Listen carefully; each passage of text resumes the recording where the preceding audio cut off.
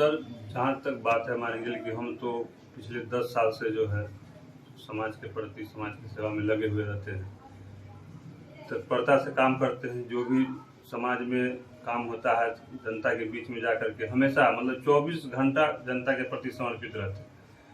रह गई बात की भाई कि राजनीतिक में आने का मकसद क्या है, तो ये जनता के ही आग्रह हुआ कि आप सकुशल 24 घंटा जनता की सेवा देते हैं और जनता के लिए कार्य करते हैं, तो क्यों ना आप जो है चुनाव लड़ करके एक आइए, ताकि हम लोग को भी बल मिले। आप नगर परिषद में अगर आप चुन करके आते हैं तो हम लोग को हिम्मत रहेगा कि चलिए अपना जो है आदमी नगर परिषद में है, किसी भी काम के लिए हम लोग को आसानी होगा, क्योंकि हम लोग सबसे तो बोलने नहीं जा सकते हैं।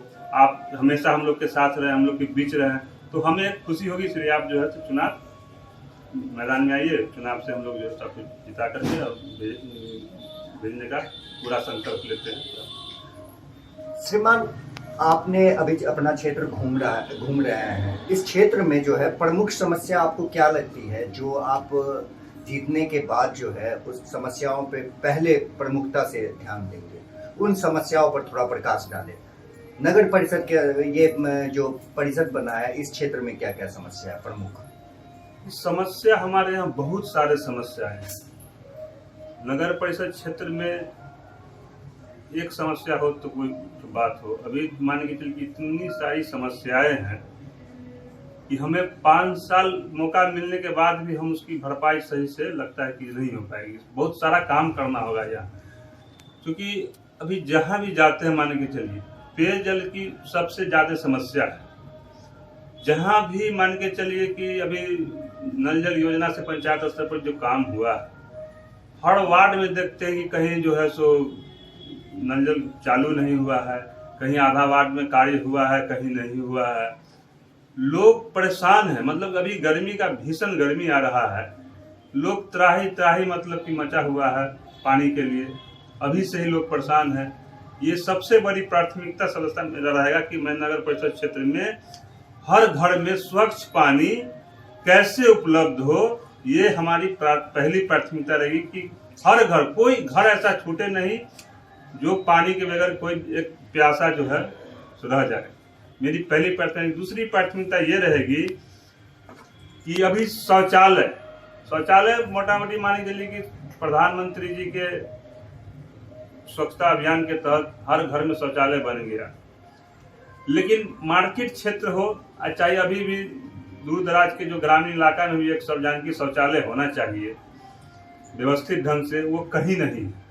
आप ताजपुर का क्षेत्र देखें, 5 पंचायत का लगभग नगर परिषद क्षेत्र जो है ये बनने जा रहा है, नोटिफिकेशन हो गया है, चुनाव भी होगा, लेकिन कहीं भी एक शौचालय नहीं है। हमारी माँ बहनें दूर दूर से 15-20 किलोमीटर के रेंज में ये ताजपुर मार्केट आता है, देहात क्षेत्र भी पूरे आते हैं। सुबह में हमारी माता बहनें घर से निकलती है, शाम को घर वापस होती है। हमने मार्केट के अंदर में कंटिन्यू, मेरा मार्केट क्षेत्र में घर ही पड़ता है, मैं यहाँ समस्या को अच्छी तरह से जानता हूँ कि कितनी माता बहनों की परेशानियां होना पड़ता है। जबकि प्रधानमंत्री कहते हैं कि जिस तरह से देवालय जरूरी है, जिस तरह से मंदिर जरूरी है, उसी तरह शौचालय भी होना घर में जरूरी होता है। तो इस क्षेत्र में कैसे काम करेंगे? और साथ में जो है मुख्यमंत्री साहब का 7 निश्चय योजना, नल जल योजना उसके अंतर्गत आता था। 10 साल से ये प्रोजेक्ट चल रहा है, फिर भी ये काम नहीं हुआ है। इस काम को कैसे आप आगे बढ़ाइएगा? सर देखिए, सबसे बड़ी बात है कि मुझे किसी को आलोचना करने की जरूरत नहीं है, जनता सब देख रही है कि इसमें सरकार का भी दोष नहीं, क्योंकि सरकार ने हर वार्ड में पूरा पैसा दिया है, समझे। अब मान के चलिए कि जिस वार्ड का हम प्रतिनिधित्व कर रहे हैं और हमारे वार्ड का एक विकास कार्य के लिए नल जल उसी वार्ड में लगना है और हर घर उस पानी को पहुंचाना है, जब उस वार्ड का जन प्रतिनिधि ही जो है सक्सेस इस काम को नहीं होने दिया, तो फिर हमको नहीं लगता कि वैसे व्यक्ति को जनता के बीच में रहने का कोई अधिकार बनता है। इसका मतलब कहीं ना कहीं भ्रष्टाचार का, आप जानते हैं कि समाज में भ्रष्टाचार बहुत ज्यादा तेजी से फैला हुआ है। जी, भ्रष्टाचार तो है। आप कैसे अंकुश लगाइएगा? देखिए, हम खुद पहले स्वतंत्र रहेंगे, ऑटोमेटिक भ्रष्टाचार खत्म हो जाएगा। जन प्रतिनिधि चाहे वो पंचायत स्तर के हो, चाहे वो ब्लॉक स्तर के हो, चाहे वो जिला स्तर के हो, चाहे प्रदेश स्तर के हो।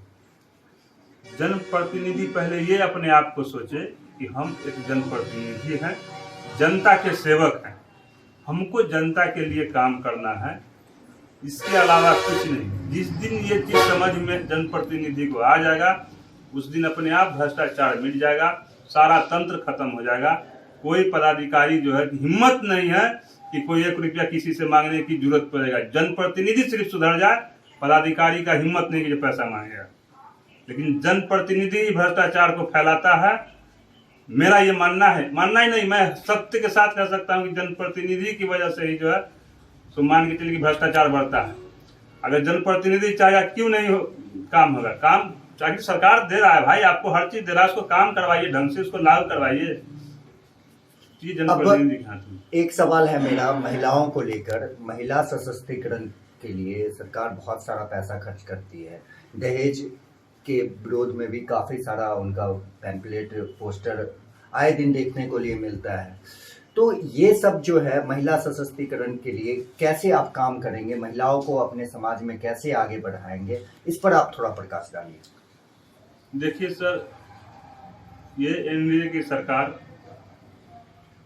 हम भी एनडीए से जुड़े हुए हैं, भारतीय जनता पार्टी के मंडल अध्यक्ष हैं ताजपुर के। सरकार की जो भी योजना होती है और जो भी मान के चलिए कि कार्य होता है, उसमें बढ़ चढ़ के हम लोग तो हिस्सा लेते ही।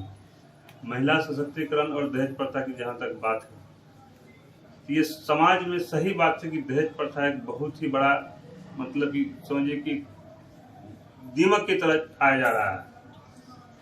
हम यही समाज से कहना चाहेंगे, अपनी जो भी लोग हैं उनसे यही कहना चाहेंगे, भाई आप किसी भी लड़की के यहाँ जाते हो अपने लड़का के लिए शादी करने के लिए, तो पहले तो आप देखते हो भाई कि लड़की की क्वालिफिकेशन क्या है, लड़का का क्वालिफिकेशन क्या आप उसके यहाँ पर रखते हो। जब दोनों आदमी को संबंध पसंद आता है तो आप संबंध के लिए तैयार होते हैं।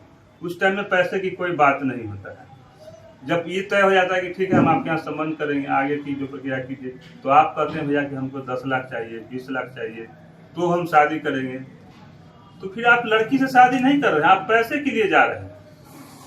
क्योंकि इसके लिए महिलाओं को आगे आना चाहिए, महिला को सशक्त होना चाहिए, उनको बल मिलना चाहिए समाज में, जो वो भी अपने हक के लिए अपने समाज में आवाज उठा सके। इस पे आप किस तरह से काम करेंगे? देखिए, महिला जो है मान के चलिए, महिला को इस क्षेत्र में तो काम करना ही चाहिए, और साथ साथ पुरुष को भी इसमें ज्यादा से ज्यादा भागीदारी हो, ज्यादा से ज्यादा काम हो।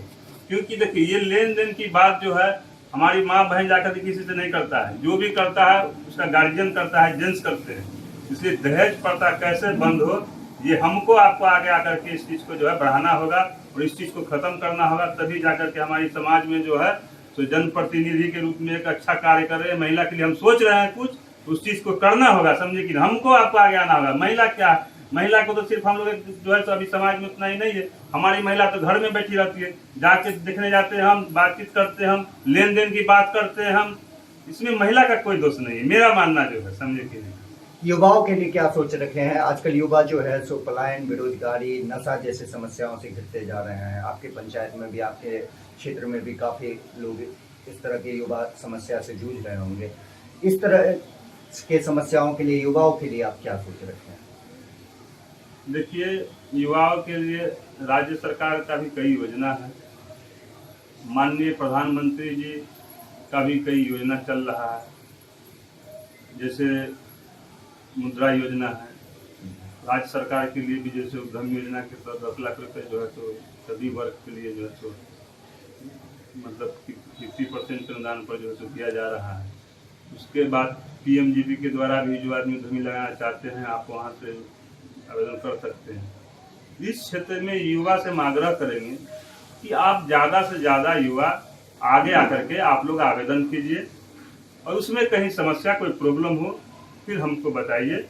हम आपकी समस्या को विभाग से मिल करके हर संभव प्रयास करेंगे कि आपको उस चीज़ की योग्यता समझा जाए और उसको काम के लिए आपको कहने का मतलब कि आत्मनिर्भर भारत जो प्रधानमंत्री साहब का है जी। वो आप भी चाहते हैं कि आत्मनिर्भर भारत बने, युवा आत्मनिर्भर बने। जी, आत्मनिर्भर भारत बने, लोकल फॉर वोकल का जो नारा है तभी हमारा संपन्न होगा, तभी हम एक जो है तो सशक्त राष्ट्र की तरफ जाएंगे और तभी मेरा भारत जो है तो विश्व गुरु बनने के रास्ते पर आएगा, जो कि हम लोग सभी एकजुट होकर के काम करेंगे। शिक्षा और स्वास्थ्य की स्थिति आपके क्षेत्र में कैसा है और इस पर आप कैसे काम करेंगे? देखिए, शिक्षा और स्वास्थ्य की जहाँ तक स्थिति है, स्वास्थ्य में मान के चलिए कि हमारा ताजपुर प्रखंड में सही मायने में एक भी सरकारी हॉस्पिटल ढंग का नहीं है, और जिसके कारण जो है सो बहुत सारी समस्याएं होती है। हमने इस विषय पर माननीय स्वास्थ्य मंत्री मंगल पांडे जी से भी चर्चा किए हैं, और आज हॉस्पिटल भी एक जो है सो मान के चलिए कि लगभग 80 बेड का हॉस्पिटल अपने ताजपुर में करवाए हैं। तो माननीय स्वास्थ्य मंत्री जी का बहुत बड़ा योगदान है। जनता का ही विचार आया कि राजकुमार जी जो हॉस्पिटल पहले हमारा ताजपुर 20 बेड का रेफरल हॉस्पिटल था, हॉस्पिटल का मकान के लिए टेंडर हो चुका था, लेकिन 2 साल से पड़ा हुआ था, मामला नहीं बन रहा था। तो मंगल पांडे जी फर्स्ट मरतबे स्वास्थ्य मंत्री बने थे, तो इस चीज़ की जो है तो कुछ लोग हम लोग बैठे हुए थे समाज में, तो लोग के चर्चा में भाई कल उनका जो है आपके जिला में आगमन है, तो उनसे मिल करके जो है हॉस्पिटल को जो है विस्तारीकरण पर चर्चा किया जाए। तो हमने उनको एक आवेदन दिया और माननीय स्वास्थ्य मंत्री जी आवेदन पर तत्काल कार्रवाई करते हुए उसी टाइम उन्होंने टेंडर के लिए जो है जो शासन ठेकेदार को बोल दिए कि अगर आप 1 सप्ताह के अंदर में काम शुरू नहीं करते हैं तो आपका टेंडर खत्म हो जाएगा, और 80 बेड का हॉस्पिटल उसी टाइम सेंक्शन जो है सो कर दिए। अब उनसे रिक्वेस्ट करें कि एक अच्छे से अच्छे डॉक्टर 2-4 बढ़िया यहाँ आ जाए, जो लोगों की समस्या फिलहाल जो है खत्म हो, और एक बेहतर हॉस्पिटल का निर्माण यहाँ हो, जो कम से कम जो है ताजपुर और अगल बगल के क्षेत्र के लोग को बाहर जाने की जरूरत नहीं पड़े, क्योंकि ताजपुर एक एक्सीडेंटल जोन है। 3-4 जगह आप देखिए तो एक NH-28 से जुड़ा हुआ है, SH-49 से जुड़ा हुआ है, अभी आपको जो है 6 लेन ताजपुर होकर के गुजर रहा है। तो ये एक बहुत बड़ा एक्सीडेंटल जोन है, जिस पर हम लोग निवेदन कर रहे हैं कि चलिए कम से कम जो है तो आप लोग इस चीज़ के लिए तो वहाँ बेहतर व्यवस्था है, इसकी पता से इसको देख भी रहे हैं। आप अपने जनता जनार्दन से क्या अपील करेंगे? देखिए, चुनाव का माहौल है और जनता से मुझे जहाँ तक अपील करने की बात है, तो मैं हर 10 साल से लगभग जनता के बीचे में रहते हैं, जनता के सेवा में ही लगे रहते हैं, और जनता के रिक्वेस्ट पर हम चुनाव में आ रहे हैं। मुझे कोई इच्छा नहीं था कि चलिए हम तो भाई समाज सेवा कर ही रहे हैं, हार जीत अपनी जगह, हारेंगे फिर भी समाज के बीच रहेंगे, जीतेंगे फिर भी समाज के बीच रहेंगे। हमको इस चीज़ से कोनो लोभ लालच नहीं है, समझिए। हम जनता से रिक्वेस्ट करें कि आपके पास बहुत सारा कैंडिडेट आएंगे, बहुत सारा प्रलोभन देंगे, बहुत सारा ये करेंगे, वो तय आपको करना है कि किस व्यक्ति को हम अपना बहुमूल्य वोट दे करके उस वहाँ तक पहुँचाए जो हमारी बात को सुने। यही उनसे रिक्वेस्ट करेंगे। जी, बहुत बहुत धन्यवाद।